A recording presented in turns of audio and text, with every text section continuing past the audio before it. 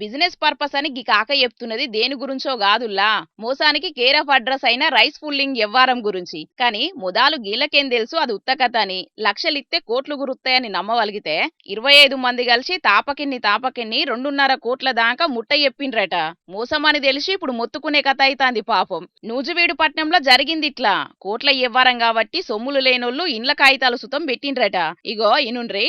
మన ఆర్ఆర్పేట ప్రసన్న కుమార్ అండి, మధ్యలో ఒక ద్వారా కలిసాడండి. ఎవరు? ప్రసన్న కుమార్ గారు. ఒక ఆయన మధ్యవర్తి కల్పించాడు, తీసుకెళ్ళి కల్పిస్తే ప్రసన్న కుమార్ వచ్చి అంటే మీకు కొంత డబ్బు పెట్టండి అంటే, నేను కూలినాలు పని చేస్తాను, నా దగ్గర డబ్బులు లేవండి, అంతా నేను పెట్టలేనండి. లేదండి మీ ఇంటి డాక్యుమెంట్ ఉంటే పెట్టండి, పెడితే మట్టుకు మీకు నేను కంపల్సరీగా ఒక నెల రోజులు అమౌంట్ ఇస్తానండి, ఒక 5-6 కోట్లు ఇస్తానండి అన్నప్పటికీ నేను ఇంట్లో ఆలోచించి అందరూ సంప్రదించి అన్నారు. నాన్న పెట్టకూడదంటే అయినా సరే ఆయన వచ్చి మళ్ళీ 4 సార్లు ఇంటికి వచ్చాడండి. వచ్చిందా పెట్టమని ఒత్తిడి చేశాడండి. ఒత్తిడి చేసి డాక్యుమెంట్ ఇచ్చామండి. డాక్యుమెంట్ ఇచ్చిన నెలకే మీకు ఒక 2-3 కోట్లు ఇస్తానని ఆశపెట్టాడండి. ఆశపెట్టే డాక్యుమెంట్ ఇచ్చామండి.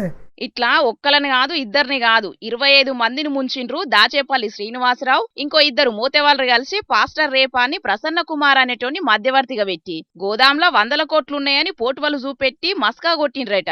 షాపింగ్ కాంప్లెక్స్ కొనిస్తామని బ్యాంకు బ్యాలెన్స్ పెరుగుతుందని అరిచేతిలా సర్గం చూపెట్టిండ్రట.